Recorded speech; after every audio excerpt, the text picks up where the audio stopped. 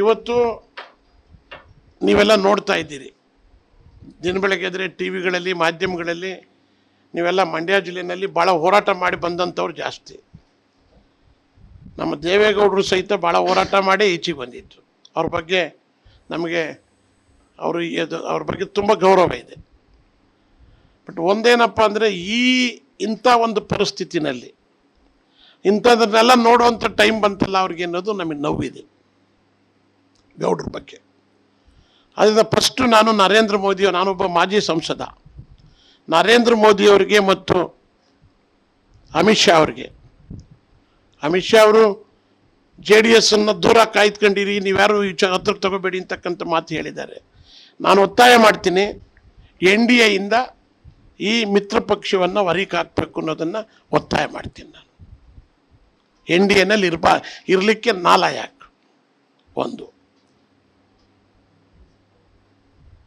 ಇವತ್ತು ದೊಡ್ಡಗೌಡರಿಗೆ ಈ ವಯಸ್ಸಿನಲ್ಲಿ ಇಂಥ ಒಂದು ದುಸ್ಥಿತಿ ತಂದ್ರಲ್ಲ ಅನ್ನೋ ನೋವು ನಮ್ಮನ್ನು ಕಾಡ್ತಾ ಇದೆ.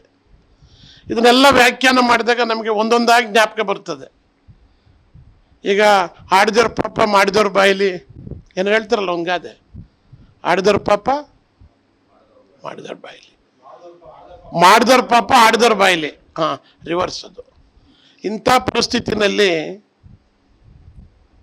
ಹಿಂದೆ ಯಾರ್ಯಾರು ಹಿಂದೆಲ್ಲ ಒಂದು ಇನ್ನೂ ಒಂದು ಗಾದೆ ಏನು ಹೇಳ್ತಾರೆ ಅಂದರೆ, ಹಿಂದೆಲ್ಲ ಮಾಡಿದ್ದನ್ನು ಮುಂದಿನ ಯುಗಕ್ಕೆ ನೋಡ್ತಿದ್ದೋ ಅಂತಿದ್ದೋ, ಈಗಲೇ ನೋಡಬೇಕು ಅನ್ನೋ ಪರಿಸ್ಥಿತಿ ಬಂದದಲ್ಲ.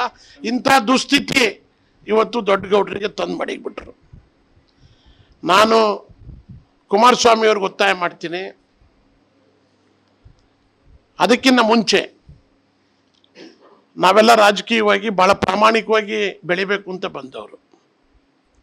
ನಮ್ಮನ್ನು ಸಹಿತ ಮುಳುಗಿಸ್ತವರು ಇದೇ ಕಂಪನಿಯವರು. ನನ್ನಂತರು ಎಷ್ಟು ಜನ ಮುಳುಗೋದ್ರು ತಮಗೆ ಜ್ಞಾಪಕ ಇರ್ಬೋದು. ಗಂಗಾಧರ ಮೂರ್ತಿ ವಕೀಲರು ಸಾವು ಶಿವರಾಮೇಗೌಡನಿಗೆ ಅದಕ್ಕೆ ಸಂಬಂಧ ಇಲ್ಲ. ಸಂಬಂಧ ಇದೆಯಾ? ಸಂಬಂಧ ಇಲ್ಲ. ಕೋರ್ಟಲ್ಲಿ ನಾವು ಗೆದ್ದಾಗಿದೆ. ಕೋರ್ಟಿಂದ ಬಿಡಿ ಒಂದು ಕಡೆಗೆ, ನಾನು ಪ್ರಮಾಣ ಮಾಡಿ ಹೇಳ್ತೀನಿ, ಒಂದು ಕೂದಲು ಎಳೆವಷ್ಟು ನನಗೆ ಸಂಬಂಧ ಇಲ್ಲ. ಆದರೆ ನನ್ನನ್ನು ಜೈಲಿಗೆ ಕಳಿಸೋದಕ್ಕೆ ನಮ್ಮ ದೊಡ್ಡಗೌಡರು 8 ಕಿಲೋಮೀಟ್ರ್ ಪಾದಯಾತ್ರೆ, ಫೋಟೋನ ಹೆಂಗೆ ತಲೆ ಮೇಲೆ ಹೊತ್ಕೊಂಡು 8 ಕಿಲೋಮೀಟ್ರ್ ಪಾದಯಾತ್ರೆ ಮಾಡಿದ್ದನ್ನು ಮಂಡ್ಯ ಜಿಲ್ಲೆ, ಈ ರಾಜ್ಯದ ಜನತೆ, ರಾಷ್ಟ್ರದ ಜನತೆಗೆ ನಾನು ಜ್ಞಾಪಕ ಮಾಡ್ತೀನಿ. ನಿಜ, ಅದು ರಾಜಕೀಯ ಒಂದು ಕಡೆಗೆ. 2 ಸರಿ ಕರೆದ್ರೂ ಓದೋ ಸಂದರ್ಭ.